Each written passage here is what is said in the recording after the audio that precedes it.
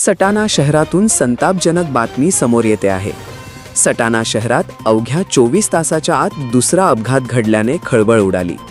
सटाणा शहराकडून नाशिककडे जाणाऱ्या 4 चाकी वाहनाची कंधाने फाट्याच्या पुढे असलेल्या डिव्हायडरला जोरदार धडक बसली.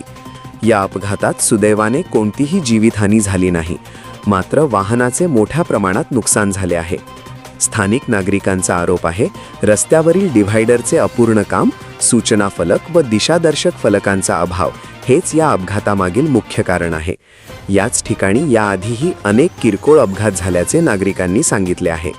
साक्री शिर्डी महामार्ग आता अपघातांचा केंद्रबिंदू ठरत आहे का?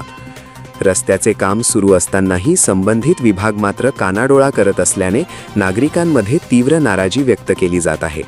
प्रशासन आता कुठल्या मोठ्या अपघाताची वाट होण्याची वाट तर नाही ना बघत आहे ना, अशी संतप्त प्रतिक्रिया नागरिकांमधून उमटत आहे. डिव्हायडरवर झेब्रा पट्टा नसणे, अपूर्ण काम आणि सूचना फलकांचा अभाव यामुळे अपघातांचे प्रमाण वाढत असल्याचे स्पष्ट होत आहे. अपूर्ण काम तातडीने पूर्ण करून ठेकेदारांवर कारवाई करावी, अशी जोरदार मागणी नागरिकांकडून करण्यात येत आहे.